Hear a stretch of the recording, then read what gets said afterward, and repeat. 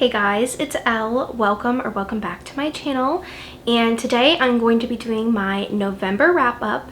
So in November, I think I read maybe 9 books. Yeah, I read 9 books. November was a really good month for me. I read some absolutely incredible books, but also some duds, and some very disappointing reads. So let's get right into this video. The first book I read in November was One Touch by Alina Hendricks. This book was so good. I really liked it. I listened to this on audio. This is a small town romance, and both of them have to work together on this like construction because the heroine's grandmother needs some like carpentry work done around her house, and the heroine hates the hero, and so they have to be around each other, so there's forced proximity. And I think he was also, if I'm correct, he is her ex's brother, so there's that element in this book too. But I loved this book. I read it in one day. The audio was incredible. I just really liked their romance. I love the forced proximity of them having to work together and like fighting over different designs, and it was just really cute, and I just really like this one. I gave this one 5 stars. Then the next book I read in November was Caught Up by Liz Tom Ford. This book is going to be probably on my favorites of the year. I just fell in love with this book and these characters. It was just amazing. So Miller, our heroine, is a pastry chef, and she just won like one of the most coveted awards in like the pastry chef world, and I think she does like desserts in general.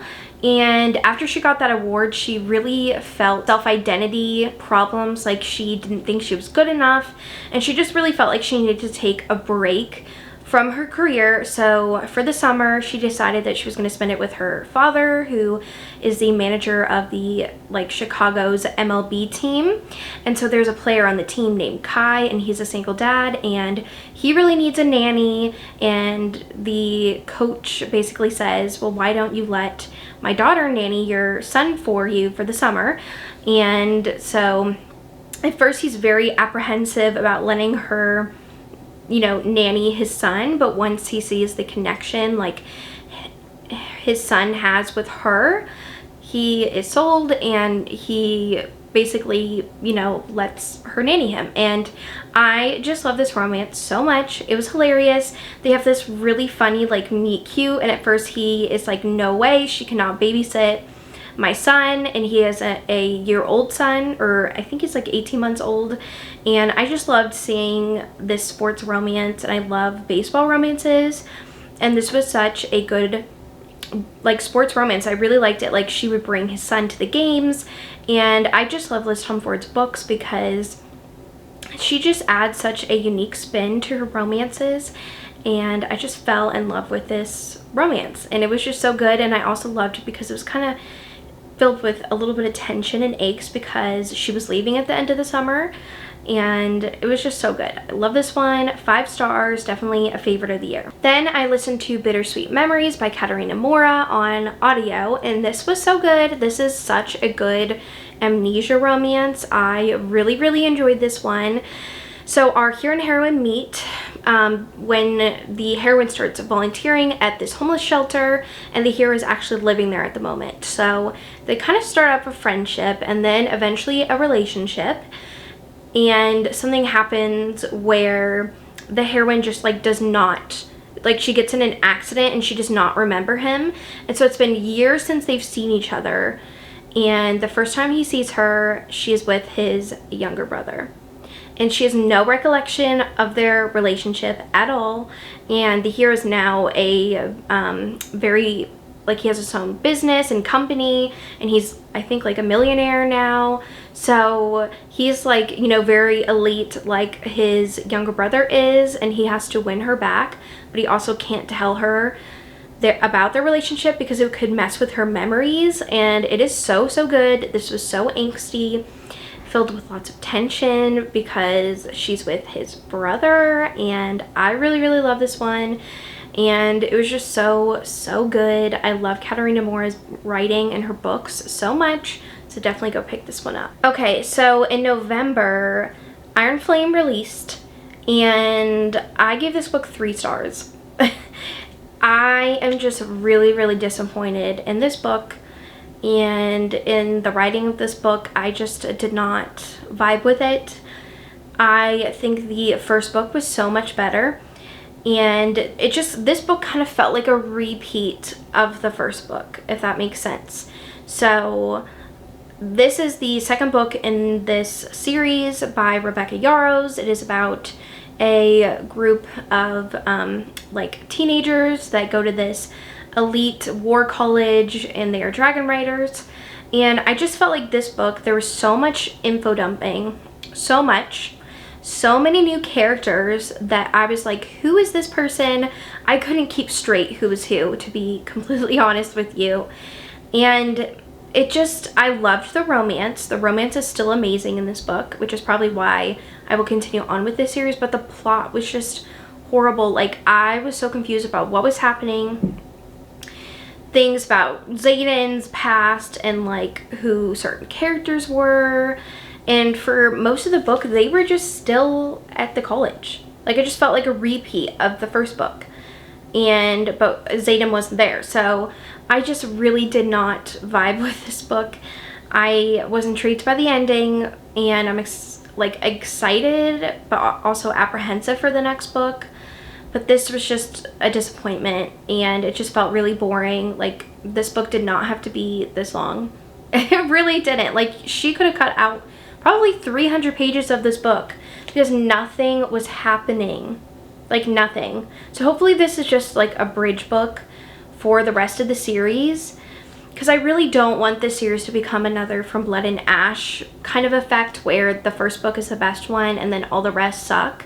So I'm kind of nervous for the next book to release, and this just wasn't my favorite. I gave this 3 stars, and I'm really sad about it.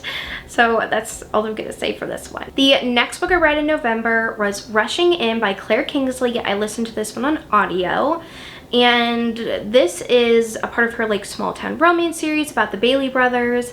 And this starts off with our heroine, who I think like her boyfriend broke up with her, or she like got out of a relationship, and so now she's coming back to the small town that she grew up in, and she's just kind of trying to find herself again. She's also a writer, and she's going through a lot of like writer block, and so that's when she meets the hero, and he is a firefighter, and her dad I think is like the chief of the firefighters, or he's like works in law enforcement. And they kind of start up like a friendship a little bit that leads to a romance. And I gave this one 3 stars. It was not my favorite. I just really didn't feel the chemistry between the 2 characters. And I felt like the hero was really immature. And I didn't really like this one as much as the previous book, the last book, which I read and absolutely loved. So it was just okay. It wasn't my favorite. I did like the uniqueness of like one of the things that the hero did was he made the heroine this cabin. It's like he labeled it like a spooky cabin so she could write in it and be, you know, inspired to write her thrillers. But I just didn't understand why they were having a romance. Like, I didn't feel the connection between them. And so yeah, that's how I feel about this one, but hopefully the rest of the series will still be good and I'll enjoy it. The next 3 books that I'm going to talk about, or 4 books, are probably going to be on my favorites of the year, including this one. This one is Forget Me Not by Julie Soto. This book was amazing. I have been reading this book off for a couple of months. I saw that Jess from Peace Love Books, she read this in maybe August and just loved it, and I know Tori loves this book as well, so I decided to read it, and I love this one as well. It was just so incredible. So the premise of the story is our hero and heroine were in a relationship years ago, but they broke up, and now the heroine, Amma, is a wedding planner, and she is about to have her biggest client yet, and she finds out that they are insisting on using Elliot, who was her boyfriend, who she was with for a couple of years, and they broke up, and that is the hero, and he owns like a flower shop, and so they end up having to work together, and they are both so heartbroken over what happened, and it is just so good. I love the forced proximity in this romance, the angst, the tension. It was just amazing, and we get flashbacks from when they were falling in love to the present time, and it was just such a lovely romance. I really, really enjoyed it. I remember reading this in 2 days, reading the paperback and just being so obsessed with this romance. And he has like tattoos of flowers, and she finds a flower on him that is like her flower, and it's so good. I really like this one. This is definitely a book to read by the end of the year. I highly, highly recommend it. I loved it. The next book I read was King of Greed by Anna Huang. So I've been so excited to read this book for a couple of months now. Once I found out that this was going to be a marriage and trouble romance, I was sold, and I immediately picked up the audio of this one when it released. So Alessandra and Dom have been married for about 10 years. And Alessandra just is not happy in the relationship anymore because Dom, he is named the King of Greed because he makes work his life, like everything, like work comes above everything else, even their marriage. And so there comes a breaking point where Alessandra is like, I'm done, I want a divorce, like you just don't see me anymore, you don't appreciate me anymore, not like you used to when we were first married. And so that makes him really realize like, oh crap, like I could lose everything. And so they have a separation, and he has to grovel to get her back, and it is just amazing. There are so many scenes in this book that I really, really loved. I loved seeing the flashbacks to when they were falling in love. And it's just such a realistic, I feel like, romance of when couples just kind of hit, you know, a relationship turbulence of like, we're kind of stuck and I don't feel satisfied anymore. And I just really love this romance. I loved his groveling. I love the second chance aspect of it. It was just so good, and definitely a favorite of the year. Another favorite of the year is Final Offer by Lauren Asher. I've been putting this book off since February, since it released, because I just knew it would be so emotional and very, very angsty. So this is the third and final book in the Dreamland Billionaire series, and this is about the last hero, and he has just kind of been a little bit of the black sheep of the family, and he just feels like he disappoints everybody in his life. And so with this series, their grandfather was the owner of this Dreamland, like it's kind of like a Disney World thing, and so he left all of his grandsons like a will agreement kind of thing of like, if you do this, you get these shares of the company. And so his like deal he has to do is he has to go back to Lake Wisteria, which is where he would spend his summers, and he has to sell their lake house. And so when he gets there, he sees his long lost like ex, and that is the heroine, and they have to, and she owns like half of the house as well, and so they have to like work together kind of, but she is so mad at him still because he really, really broke her heart. And it is just such an emotional romance. It does deal with addiction and drug abuse and alcohol abuse, and especially like healing and becoming sober. And I just loved this romance so much. And I just loved seeing Cal and how hard he worked to win the heroine back, because addiction is a disease, and I feel like people forget that. And so I just loved seeing his growth in this book, and it was just amazing. Like he really, really fought so hard to be sober and be enough for the heroine, and it was just amazing. And I like fell in love with this book. I love this couple so much. It was amazing, and Cal is a dirty talker, and I also love that. And it just, I love like the small town aspect. It was just so good, and I just love this romance. Definitely a favorite of the year. The last romance I read in November was The Graham Effect by Elle Kennedy. I was so excited for this book. I didn't even know it was coming out until, like, it was a thing until I started seeing reviews about it, and I did not know that it was a second generation of the Briar U series. Like, I think like the Deal series. I don't remember. I think it's Briar U. But anyways, and that it was going to be Garrett's daughter, and it was a hockey romance. So this is such a fun romance. I really, really loved it. So our heroine, she is the daughter of Garrett, and if you don't know who Garrett is, he was the hero in the first book of the Briar U series, The Deal, and he was a hockey player, and he was a famous hockey player.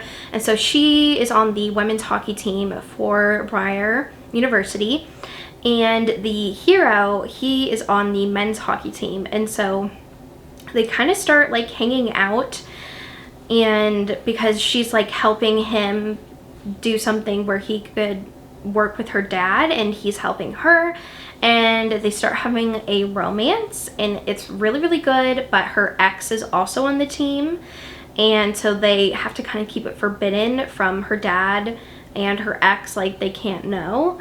And it was just so good. I really, really love this romance. I love the hero writer, and it was just really good. Like, Elle Kennedy knows how to write a good, amazing hockey romance, and I really, really love this one. It was just so good, and I just loved being back in this world again. We got to see lots of different characters who I love, and it was just really heartwarming, and I really liked it. So I gave this one 5 stars. It was amazing. 10 out of 10. Cannot wait for the rest of the series. Alright, well, that is the end of this video. I hope you enjoyed hearing me chat about all of the books I read in November. There were some massive hits, but also some misses, which is sad. But I want to thank you so much for watching this video, and I will see you guys in my next one. Bye.